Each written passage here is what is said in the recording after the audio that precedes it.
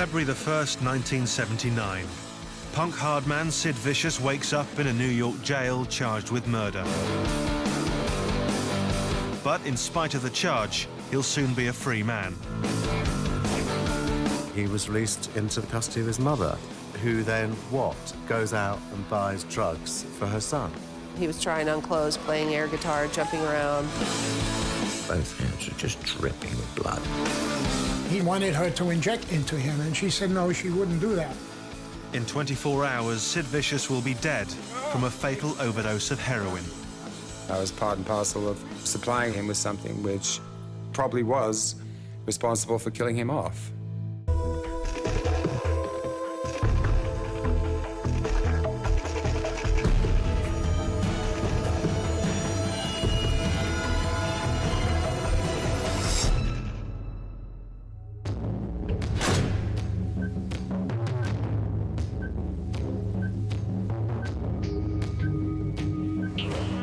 February the 1st, 1979.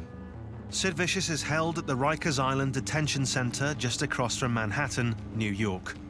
This is the beginning of his last 24 hours alive. For Sid, this is a living nightmare. He's charged with murdering his girlfriend, Nancy Spungen, but has no recollection of the attack.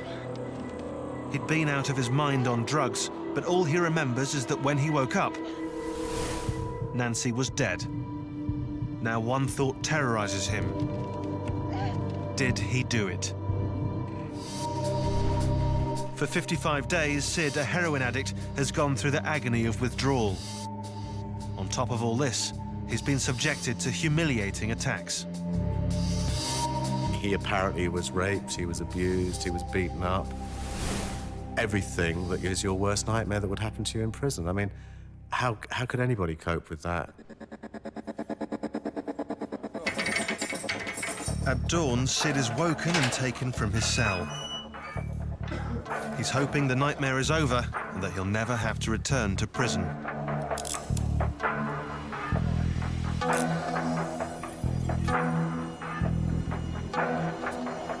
His lawyers believe they can beat the murder charge, and later today they'll make their case to get him out on bail. Sid's hearing is scheduled for noon.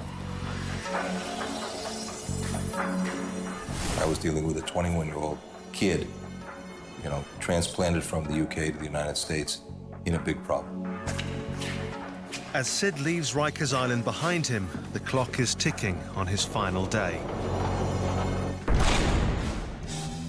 Step back 3 years to London, 1976. It's the summer that Britain found punk. It was a fashion thing, it was a music thing, and I just think everybody just locked onto the same vibe at the same time. I think that's what it was all about, that's what punk was, and I don't really think... OK, we had a dwarf, there was Helen, yes, there was a lot of gay guys there, yes, there were a few sort of like lesbians, yes, there was some hookers. It was this whole mix, but that was London at the time. I mean, this is what was going on. Everyone was young, we were all doing really strange things. It was very outrageous for that time. I mean, we really pissed a lot of people off just because of the way we looked. Back then, Sid Vicious was a shy 19-year-old called John Simon Ritchie. He looked more like a sort of James Dean character. He had like slick back hair, big sort of studded wristband. Sid had this shy little boy, lost childlike quality, I think he had about him. Ritchie was drawn to the emerging punk scene and started hanging out at the Sex Clothes shop on King's Road. It was a place where something magical might happen if you hung around long enough. And I think that was always a kind of gave everybody a sense of purpose to dwell and to make that pilgrimage from wherever in the UK to this store. John Ritchie was one of the many punks who made that pilgrimage. I always liked him, I have to say, and there was something warm about him. He was just very genuinely just a nice person. I mean, so yeah, he stuck around. I mean, I think he was probably stealing the clothes as much as anybody else was. John Ritchie was close to Punk's inner circle. One of his best mates was John Lydon, the lead singer of the notorious band the Sex Pistols. He pushed himself into the scene, you know, so that when the papers started to write about the Pistols and the whole punk thing, you know, he was one of the first things that were mentioned. He went hand in hand with the sort of growth of punk and particularly Pistols. He didn't quite know what he wanted to do, Sid, but you just knew he was waiting to sort of like fit in somewhere. When the group did set out to play in a number of pubs around London, this tall, somewhat stalwart creature did show up, and we nicknamed him. Lydon was given the name Johnny Rotten after his bad teeth, while Ritchie was given the name Sid Vicious, not because of any violent tendencies, but after Lydon's pet hamster, Vicious. It was all a bit of a joke. Yeah, he was around, you'd see him, and I just thought he was a bit of a burp, to be honest. Sid was complete marshmallow, really, you know. He's like, we were like playing with children and playing games, and he loved all of that, and like, and he was a big softie. Now the shy and slightly goofy John Simon Ritchie had a new name, Sid Vicious. He'd spend the rest of his life trying to live up to it.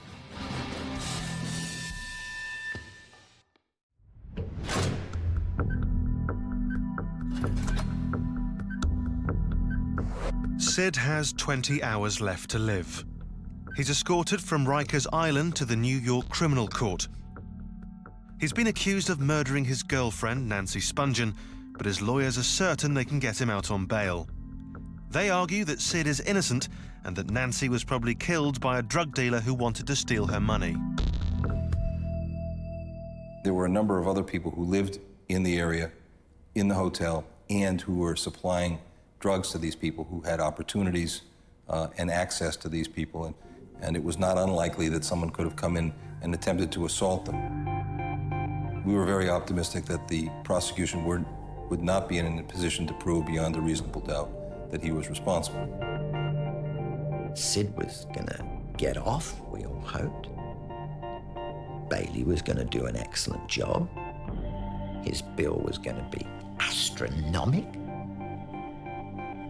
And Sid was gonna play Las Vegas and pay for it. That was him. But first, Sid's lawyers have to get him out of jail. They persuade the judge to release him, but only if someone can stump up £30,000 in bail money. I had the money. It wasn't a question. I was not going to use it. I used it immediately.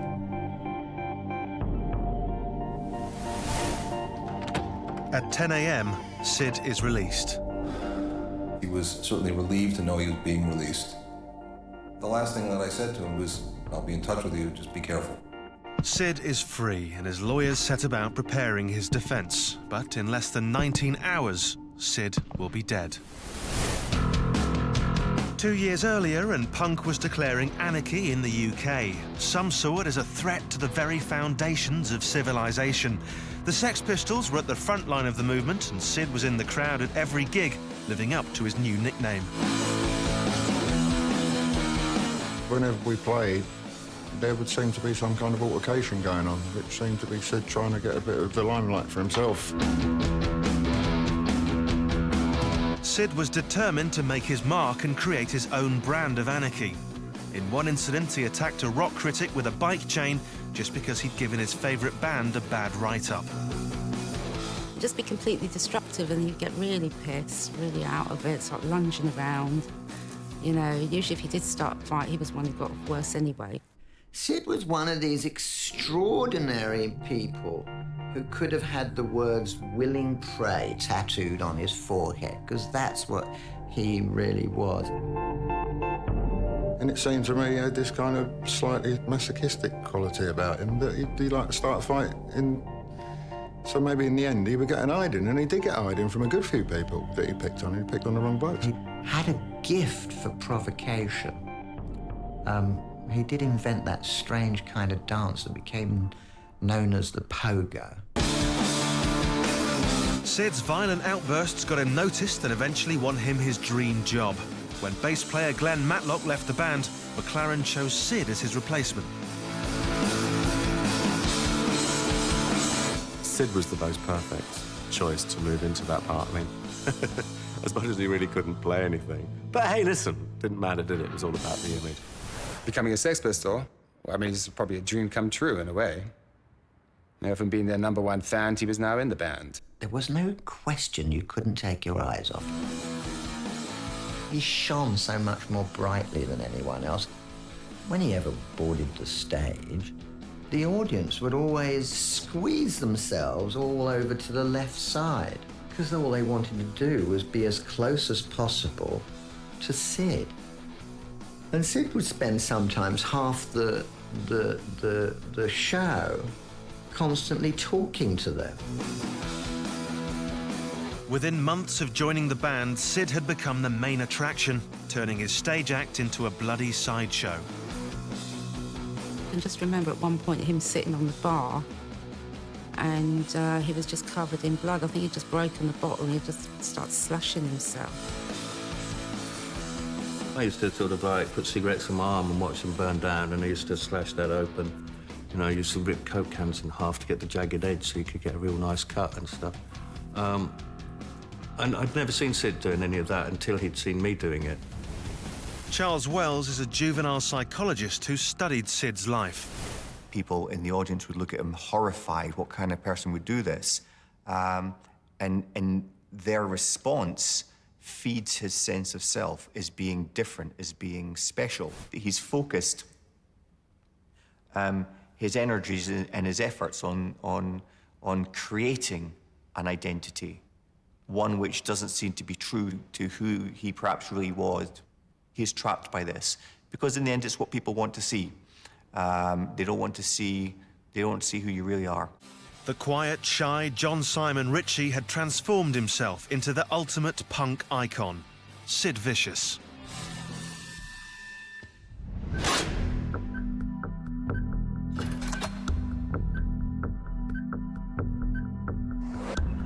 Sid has 17 hours left to live.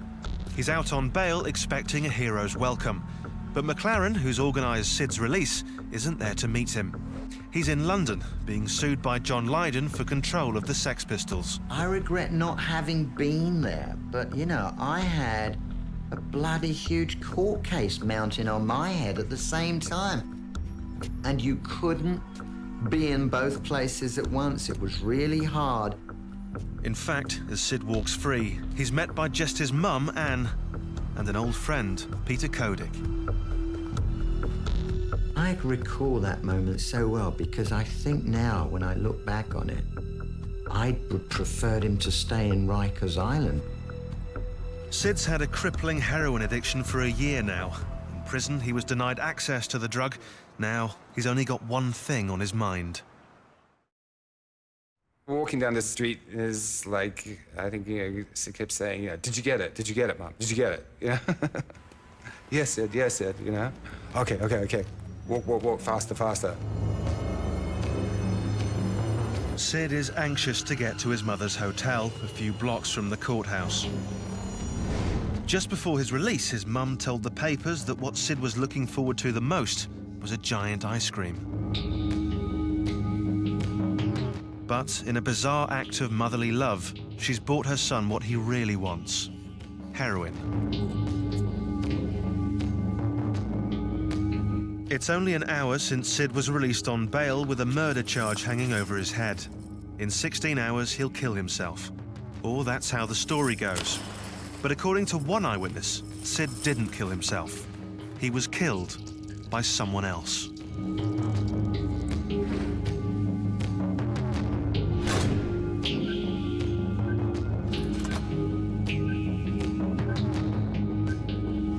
Sid Vicious has 16 hours left to live. He's been released on bail accused of murdering his girlfriend, Nancy Spungen. Sid's body is clean of drugs for the first time in years, but not for long. Sid's with his mum and a friend, Peter Kodik. His mum's bought him heroin he's now desperate to inject. He was released into the custody of his mother, who then, what? Goes out and buys drugs for her son. You know, it's unbelievable to me that that would have happened.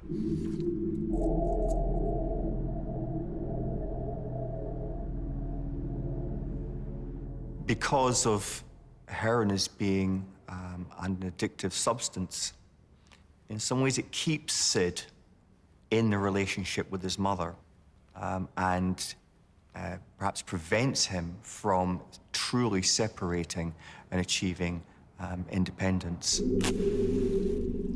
For as long as they can both remember, Sid and his mum have taken drugs together. Soon those drugs will kill her only son. Sid Vicious was born in South London on May the 27th, 1957. His father left home when he was 2 years old. In his absence, Sid forged a strong bond with his mother. She was more of a friend than a parent, and she came to dominate Sid's life. She was poor, and she had a kid. So it wasn't even like she was a single working mother.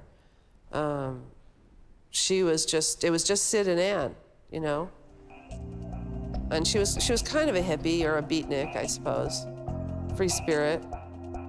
Sid's mum led a chaotic life, moving from place to place and doing whatever she had to survive. And then she moved to Ibiza, Spain for a little while and took Sid with her. Because she'd been part of the hippie movement back home in England, she would charge sailors to roll joints. That was her way of kind of hustling a couple of quid to keep the kid in a slightly better life. One of the possible consequences is, again, finding it difficult to develop a clear identity.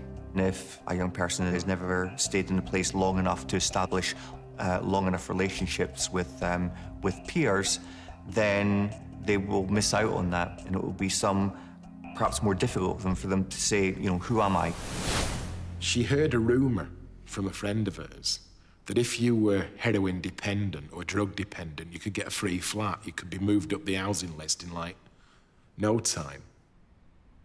So she just literally said she was heroin dependent, and she got this flat. Of course, the downside to that is you're living in a world surrounded by heroin dependent people. By the time Sid was 7, his mum was addicted to heroin. I visited his house where his mother lived. His mother was a dope dealer. It was quite clear. She was always in the kitchen cooking up something or other. It would have been a very obvious and regular sight to come home and find Mum flaked across 2 mattresses with a syringe in one arm. I mean, my first memory of him is sort of like people emptying pills into his hands and him just shoving it in his mouth and then asking what the pills were. Seeing his mother using a needle encouraged teenage Sid to experiment. Some people are taking speed or amphetamine sulfate, and some people are experimenting with it. And because Mum's got things like old metal syringes that you've got to boil, wash, and you can use 100 or 1,000 times, he's turning up and going, actually, man, you get a better kick out of it if you inject it. Well, I'd take mass amounts of anything. It's take downers, speeds, dexys, bombers, blues, amphetamine sulfate, which was, of course, the drug of choice of all punks and everything, and we all used to take loads of that. Anything that would be stuck in front of him, Sid would inject. That's what I said. I mean, you know, it could be Tuinol, it could be speeds, cocaine, heroin. The more things, the better, really. Some images that are completely burned on my memory forever from that period, and one of them is Anne's boyfriend selling Sid drugs, heroin, literally in front of me. And I thought, you know, that was it as far as I was concerned. I mean, there was no clearer picture of what it was all about. By his own admission, Sid injected speed up to 14 times a day. It's highly significant that his mother was a heroin addict in the past. The adults in a child's relationship act as models. And, for instance, in a home where there is a lot of open drug use, then this will become normal for that child. Despite the unconventional upbringing, Sid and his mother were very close. But her inability to say no to her son would end in tragedy.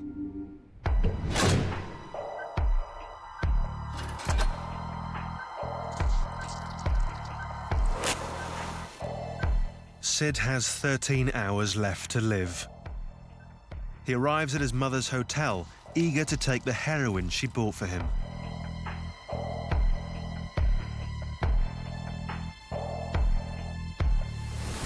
He's back out, faced with things he was faced with before. Often addicts talk about their drug as their best friend, their lover.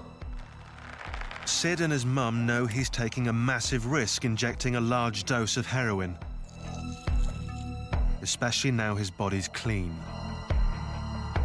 One could see his mother supplying him with drugs as an act of care. Perhaps she recognized the pain he was in psychologically and emotionally and was doing what she could to take the pain away.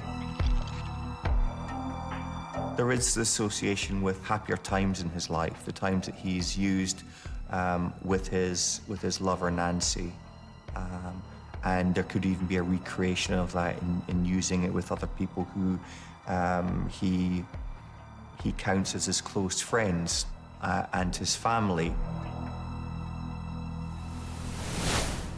Michael Baden is a heroin expert and the coroner who carried out the autopsy on Sid's body.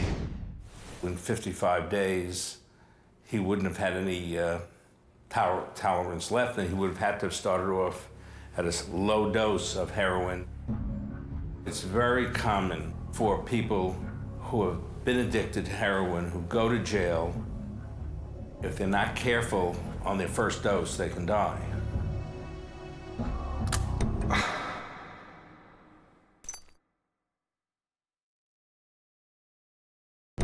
What had been sold to her was absolute rubbish. I'm sorry, Simon. It's rubbish. I'm sorry, Simon. Sorry? You think I want to hear sorry? Shut up. Which left him even more disappointed, even more angry. Everything that he was waiting for, this big hit that he was waiting for after he got out of the court, wasn't going to happen. Peter, you know how I like your photography? Desperate for a fix, Sid turns to his friend, Peter Kodik. Sort me out, yeah? Peter? As a rock photographer, Kodik knows the New York drug scene, and Sid knows he can be relied upon to source high-grade heroin, paid for by his mum. That's what I want to hear. Brilliant. I said I'd see what I could do, and I'd see him later on that evening. She probably must have given me, say, between, let's say, $100, $150. Kodik leaves to score the heroin Sid craves. Sid waits with his mother. Even though she now seems happy to supply her son with the drug, she wasn't the one who got him hooked. For that, Sid can thank the other woman in his life, Nancy.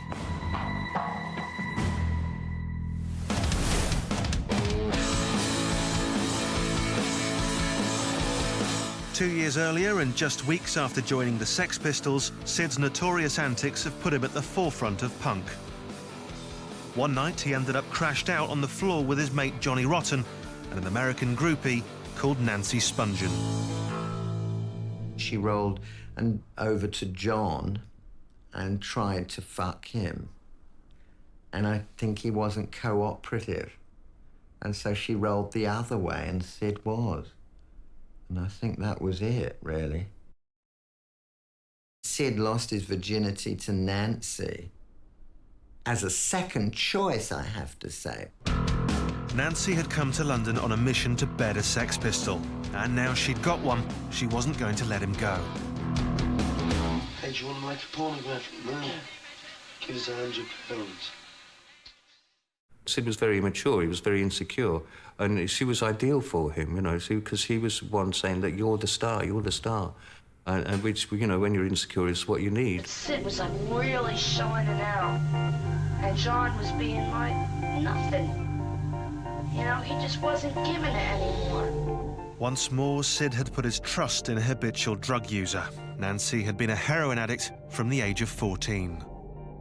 I think she just had one thing on her mind all the time. It was like where her next fix was coming from, more than anything else. Sid had been injecting speed with his mum for years. Within days of meeting Nancy, he took heroin for the first time. Nancy's influence was twofold. One was that she told him he was great, and second, she told him that it's even better when you take smack.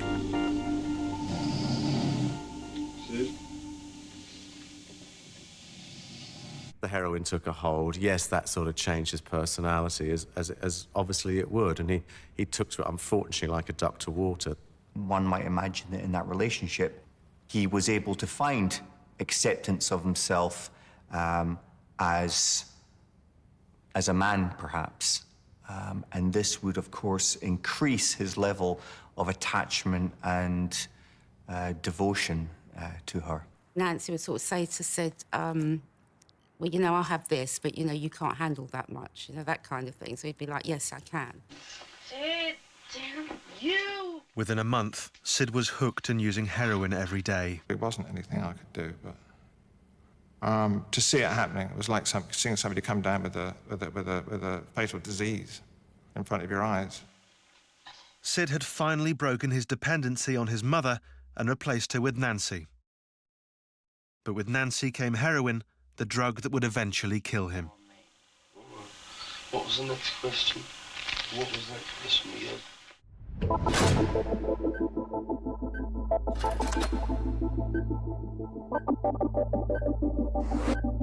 It's early evening. Sid Vicious has 9 hours left to live. Sid and his mum Anne take a cab across New York to a small apartment in Greenwich Village, where she's arranged a party to celebrate his first day of freedom.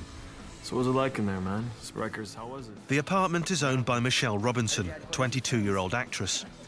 Sid started sleeping with Michelle shortly after Nancy's death.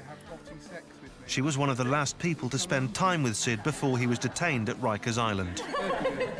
I'll tell you what, you'd be popular in Also at the party is Eileen Polk, a New York punk who's a friend of Sid's mum. What are you going to do next, then?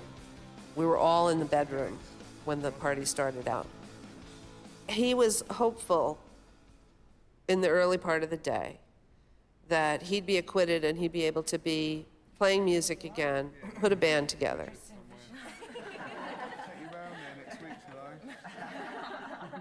With Sid and Ann, it wasn't like mother and son. It was like they were partners in whatever crime, the hell they were creating, whatever it was.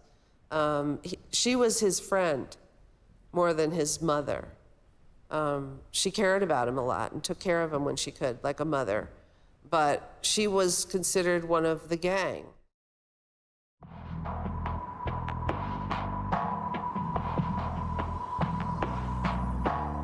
At 8 p.m., while Peter Kodik searches the streets for heroin, Anne cooks her son's favourite meal, spaghetti bolognese.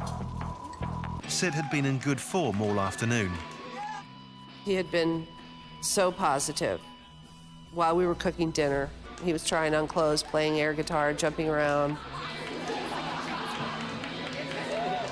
It was like the Sid that I knew was always there deep inside, but circumstances made it hard for that good-humored person to come out, especially in the recent past.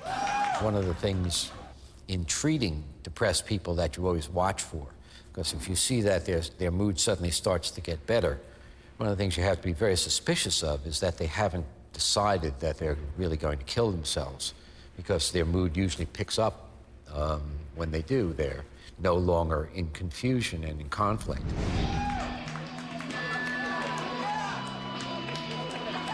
But around midnight, Peter Kodik and a friend arrive at the party.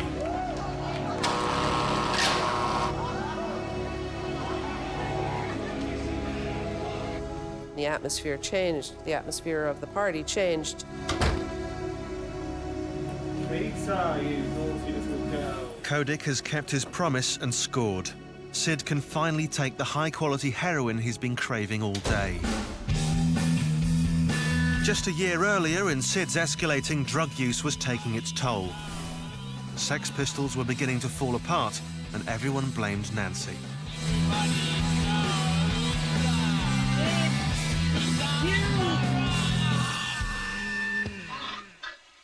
I'd have everyone coming up to me and going, that bitch, that slag, why the hell didn't she fuck off? She was a hooker. She was a drug addict. She was the worst possible influence for Sid. And then Sid would come and say, oh, she's great, she's really beautiful. In a botched attempt to get Sid off drugs, Malcolm McLaren sent the band on tour. This is how unscheming Malcolm was. Malcolm felt that Sid was taking smack because the band weren't gigging, and so he was just bored and he was frustrated. So Malcolm thought, we have to get some gigs for the band, so he sent them to Holland. To keep Sid off smack, you send him to Holland, which is the most dumb thing you can do.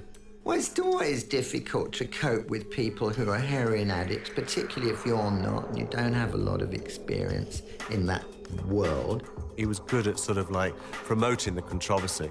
I think that was it, but I don't think in any other area he knew what he was doing. He might have thought he wanted to be a rock and roll manager, but he certainly wasn't acting like one. There was nothing fatherly about me. I was very much a Machiavellian, mischievous kid myself. I was not the obvious manager. I mean, the record industry was terrified of me as a manager because I actually adored mismanaging. We tried to cold turkey him in Holland. Every night, people had to be with Sid all the time to stop people giving him smack.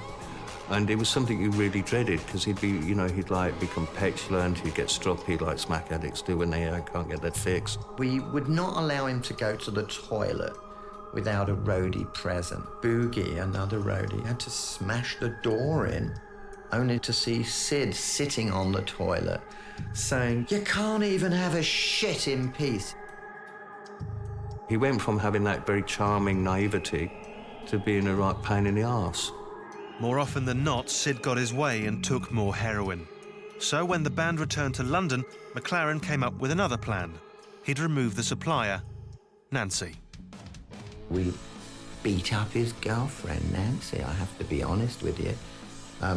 Wrapped her up, threw her in the back of this car, and the roadie, Roden, I think it was. His job was to drive her straight to Heathrow and put her on the first flight back to the US. It was Boogie, Sophie and me trying to hustle Nancy into a cab.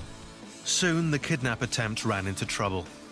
She kind of managed to break open the back door of the car and roll out into the curb as a policeman came strolling by, and she was just screaming, "I've been kidnapped by the Sex Pistols! Help!" McLaren's efforts were in vain. In January 1978, in a haze of heroin and bitter disputes, the Sex Pistols split. Sid and Nancy were now free to follow their path to oblivion. The effect on Sid of the band splitting up was probably felt more deeply than, and more suddenly, more deeply than anybody else. On the night that this happened, Sid went off and OD'd. Sid was turning blue on a mattress on the floor, and I picked him up. I started walking him around the room, and he started to come back.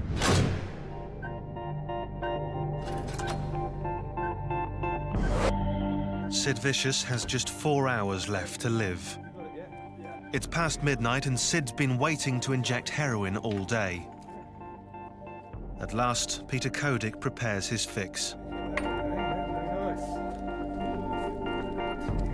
I knew this stuff was quite good because the person I got it from, I knew, and they said, be a little bit careful because this is quite good stuff. So I knew it was quite strong, the heroin that had been picked up.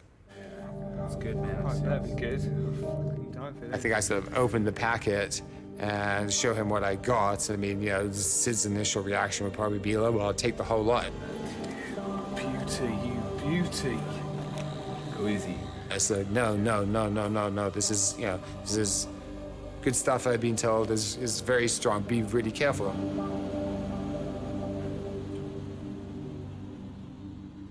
So, of course, you tell anybody that, but they still do probably too much. One can keep on taking drugs in order to get rid of the pain, to get rid of the memory. And this itself can lead to death, but that may not be the conscious intention of the individual.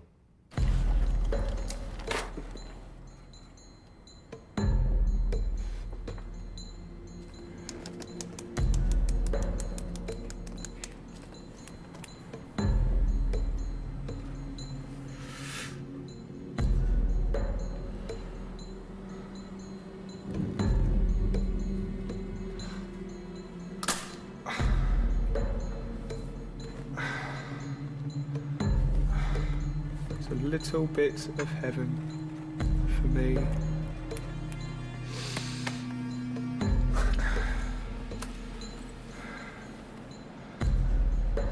Yeah. He was fine for, 10, 15 minutes, then I think, he got up, he threw up. There he is. He went to the bathroom, threw up again. And sort of, I think, oblivious to it all. She got a little bit worried maybe when, Sid was throwing up, but she was used to that before. She'd probably seen Sid throw up a million times before.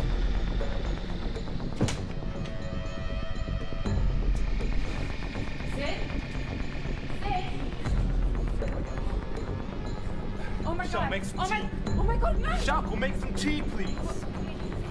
My first thought was, oh, he's fallen asleep or something, but then I realized right away that he was overdosing. He started turning blue, and it was pretty scary.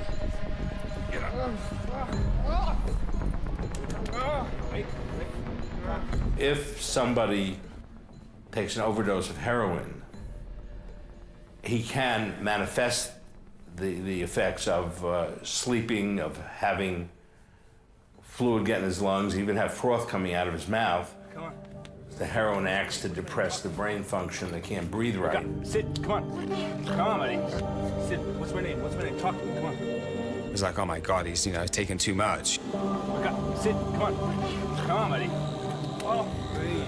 Oh. The basic thing was to keep him up, moving around, and not let him lapse in or fall asleep, or to keep him going, pump some liquids into him. Come on. Sid, hold his head up, hold his head up. I had a conversation with Anne in the living room where I said, look, we're about 3 blocks from St. Vincent's Hospital. Do you think we should do anything, bring him to the hospital? And she said, no, absolutely not. The press will find out, they'll make another circus out of it, and he'll go back to Rikers Island. Anne's insane gamble with her son's life pays off, and finally Kodik manages to bring Sid round. He's fine, just stand up. He came out of it. And the first thing he said when he came out of it was, I'm sorry I scared you all. Sid recovers quickly, but the party is over. The overdose made me very nervous, and it wasn't what we had planned. We did not want to have a heroin party. I talked to Howie and Jerry only, and we said, let's get out of here.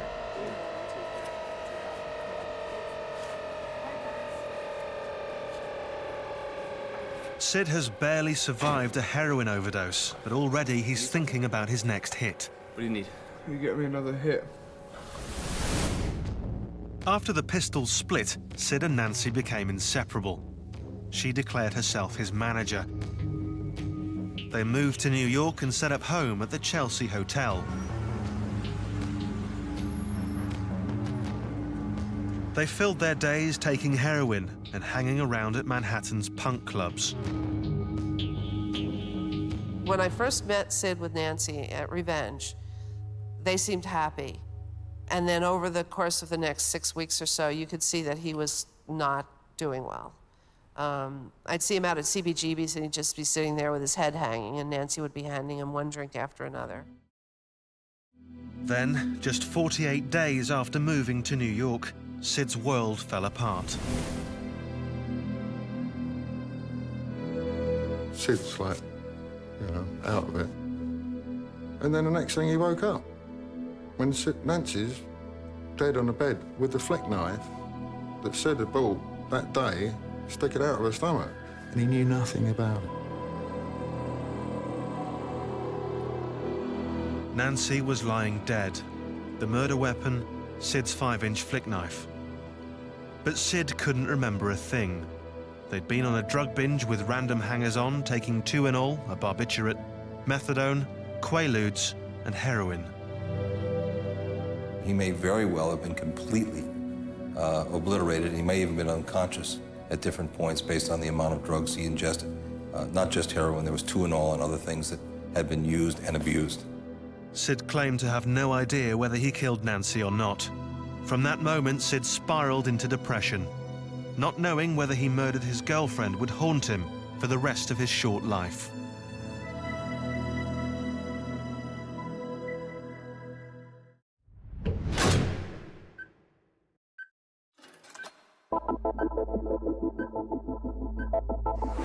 Sid Vicious has just 3 hours left to live.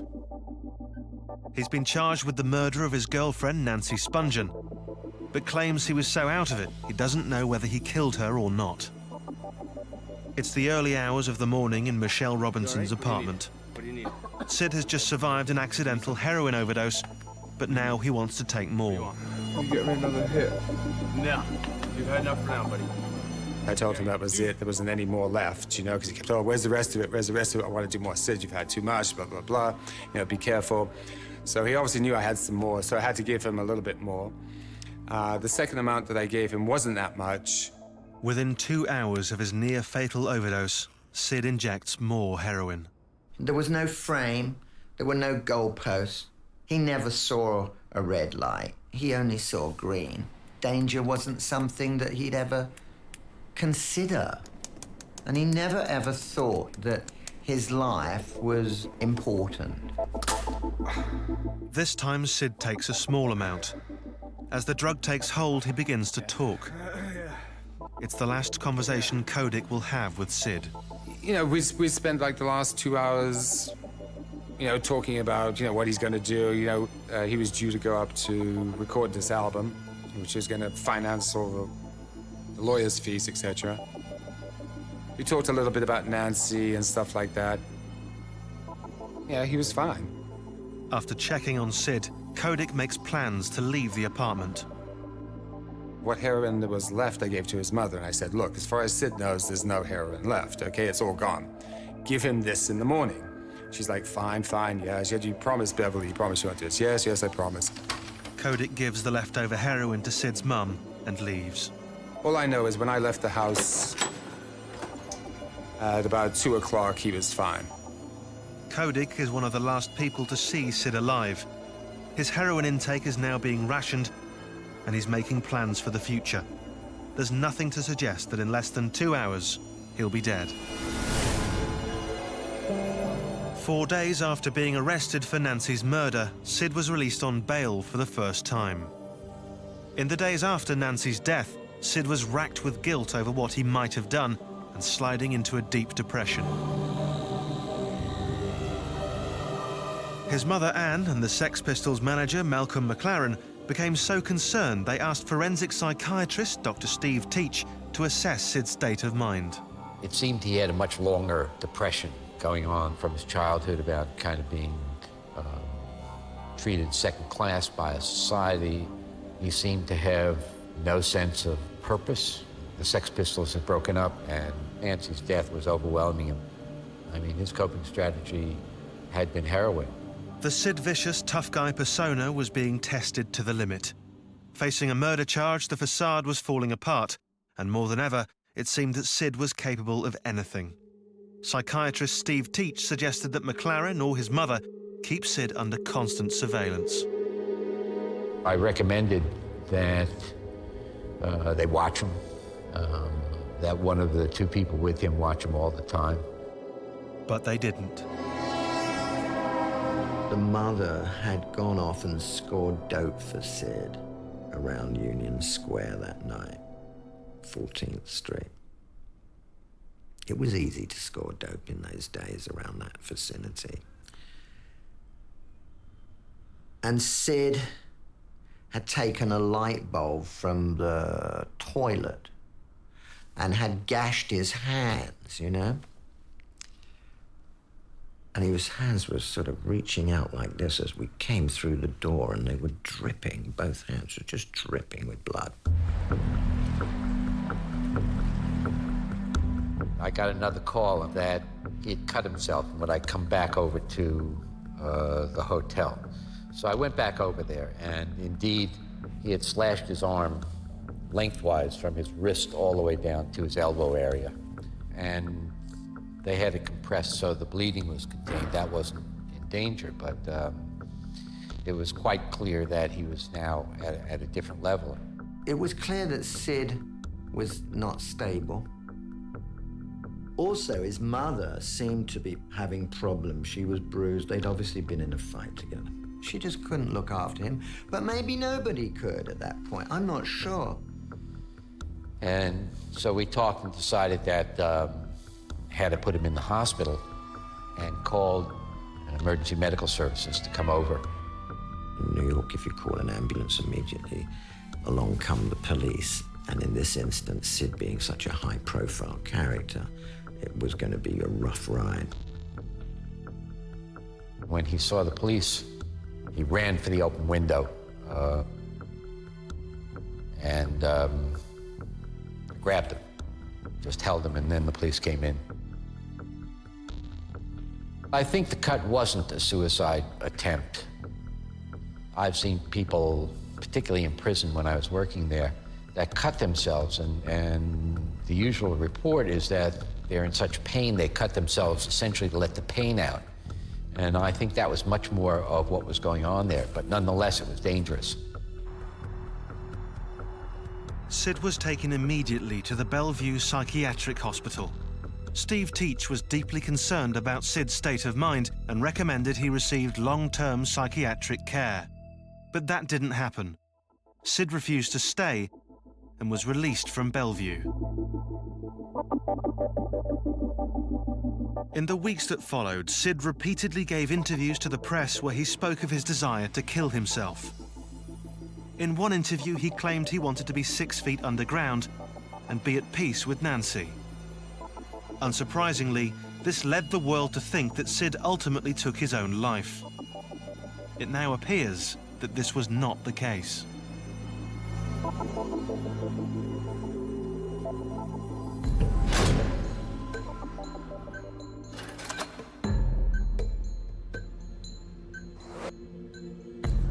Sid Vicious now has just minutes left to live.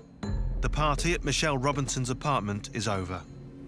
Sid is in bed with Michelle while his mother, Anne, sleeps in the next room. Sid has somehow managed to get his hands on the heroin. What happens next has been a closely guarded secret for 27 years. Some have speculated that Sid committed suicide, but for the first time, Sergeant Richard Houseman of the New York Police Department reveals what he was told when he investigated Sid's death. Michelle said she was in bed with him. They were engaged in lovemaking, and that he decided to get high. She didn't want to let him get high. So in the meantime, he started to cook the drug up and wanted her to inject it into him. And she said no, she wouldn't do that. Just help me out a bit, will you? Come on. I can't do it. Why not? You can do it. No, I won't. It just takes a second. I just won't do it. Okay, fine. Yeah? Yep. Unable to cope with Sid's demands, Michelle leaves the room. She came back out here into the front room, and then the mother, she told the mother what had happened, and the mother then said, well, I'll go in and see him. So the mother went in. Sid's mother died of an overdose in 1996, but before she died, she made a remarkable confession to journalist Alan Parker. Faced with Sergeant Houseman's testimony, Parker has agreed to reveal her secret. Anne told Michelle to wait in the living room while she went to speak to her son.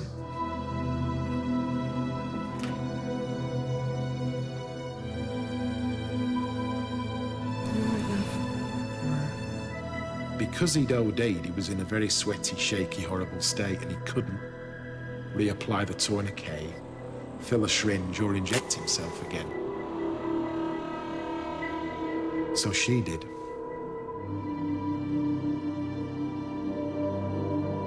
She reapplied the tourniquet, and she filled the syringe, and she re-injected him. And being a heroin addict herself, she knew exactly what to put inside that syringe that basically would have been enough drugs to kill 2 people, never mind 1. With Sid's mother dead, we'll never know the precise motive for her actions on that day. But Parker believes she deliberately killed her own son as an act of mercy. In spite of the confidence of his lawyers, she knew Sid was terrified he might be sent back to Rikers, and so she took matters into her own hands.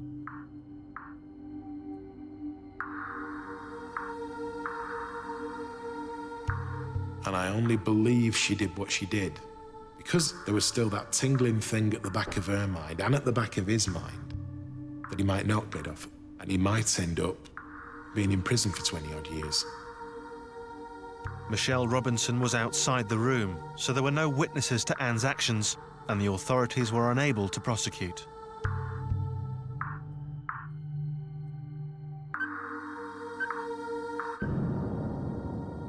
With Sid dead, the case of Nancy's murder was closed. For the New York police, Sid was the only suspect.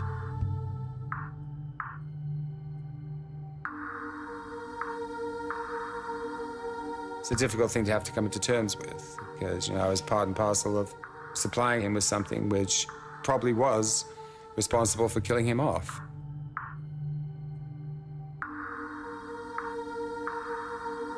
If I regret anything, I regret not having been there. Sid was a child, he never grew up and never really had the chance to.